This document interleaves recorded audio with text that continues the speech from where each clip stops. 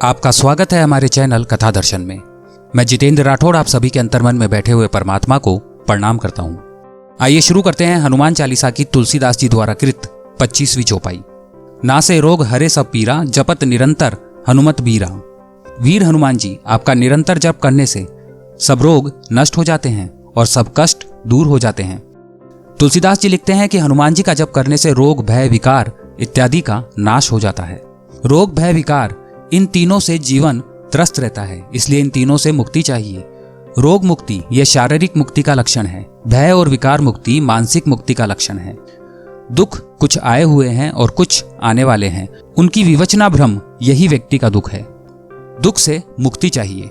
दुख से मुक्ति का अर्थ है दुख आएंगे ही नहीं, ऐसा नहीं है। दुख आएंगे पर दुख दुखी नहीं लगेंगे। दुख आना अलग बात है, पर दुखी लगना अलग बात है। जीवन का दृष्टिकोण बदलेगा तो दुख आएगा पर लगेगा नहीं। इसलिए तुलसीदास जी लिखते हैं उसके लिए हनुमान जी का जप करना चाहिए। ना से रोग हरे सब पीरा, जपत निरंतर हनुमत बीरा, जिससे स्वस्थ आरोग्य प्राप्त होता है। हनुमान जी का जप करने से मानसिक आरोग्य तथा शारीरिक आरोग्य प्राप्त होता है। तुलसीदास जी का आग्रह जप करने के लिए है। वह केवल शारीरिक रोग दूर करने के लिए नहीं, साथ ही साथ मानसिक विकारों को दूर करने के लिए भी है। मनुष्य के अंतःकरण में भगवत प्रेम बढ़ना चाहिए। जब भगवत प्रेम बढ़ेगा तो धीरे धीरे सब प्रकार के रोग और दुखों से मुक्ति मिलेगी। नाव में बैठकर पैर गीले किए बिना सागर पार किया जा सकता है। प्रभु नाम जप से बिना तकलीफ के भवसागर पार कर सकते हैं। सोच समझकर जप करना चाहिए। लोग पूछते हैं नाम लेने में क्या है, नाम में शक्ति है। मिठाई कहने पर मुंह में पानी आ जाता है। शब्द में शक्ति है, परंतु उसके लिए शब्द का अर्थ मालूम होना चाहिए। तुमको श्री राम जगत में क्यों आए थे इसका पता होना चाहिए। लोगों को ऐसा लगता है कि हम घर में बैठकर हुक्का पीते हुए राम नाम का जप करेंगे तो हमें इच्छित फल मिल जाएगा। मनुष्य को नाम जप समझकर करना चाहिए। विकारों को हटाने के लिए जप का उपयोग करना चाहिए। उसके स्थान पर आज विकारों के साथ ही जप कर रहे हैं। विकार बढ़ाने के लिए नहीं, अपितु विकार कम करने के लिए जप करना चाहिए। माला हमेशा गोमुख में रखकर फेरनी होती है। इसका कारण है मैंने कितनी बार भगवान का स्मरण किया, वह किसी को दिखाने का कारण है ही नहीं। प्रेम हमेशा गुप्त रखना पड़ता है। जो प्रकट कर दिया जाता है वह प्रेम नहीं है। पुराने जमाने में नवपरिणीता कुछ दिन ससुराल में रहकर फिर अपने पीहर आती है। वह अकेली बैठकर धान साफ करते समय अपने पति का स्मरण भी करती है। याद करते हुए उंगली के चावल से अपने पति का नाम लिखती है। इतने में उसका भाई आता दिखता है तो वह झट से अपने पति का नाम पोंछ डालती है।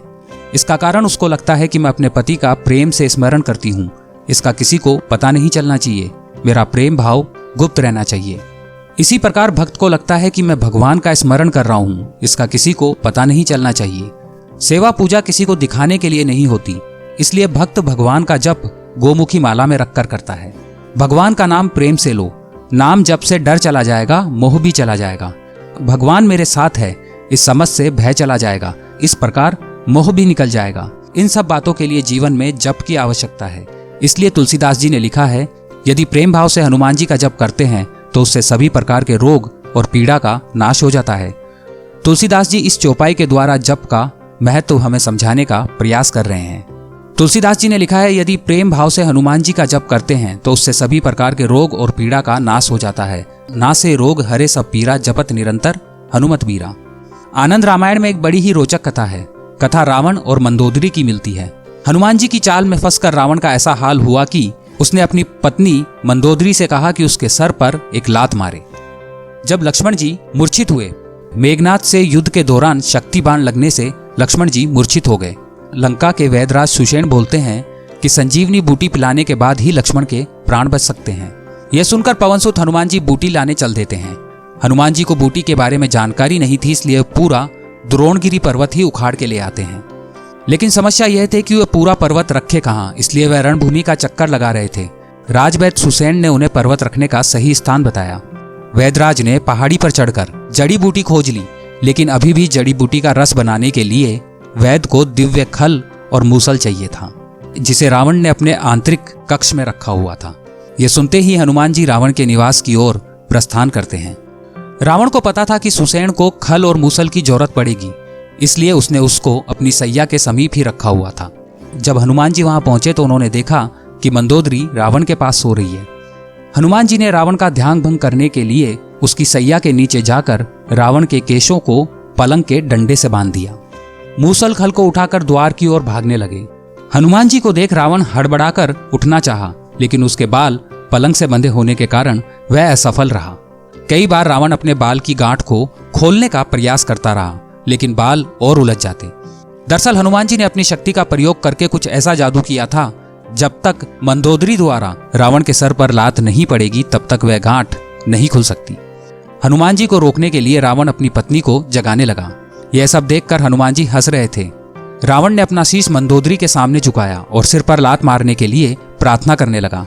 इस तरह रावण को अपनी ही पत्नी के द्वारा लात खानी पड़ी और फिर वह पलंग से उठने में सफल हुआ। हालांकि तब तक हनुमान जी खड़ और मूसल लेकर निकल गए।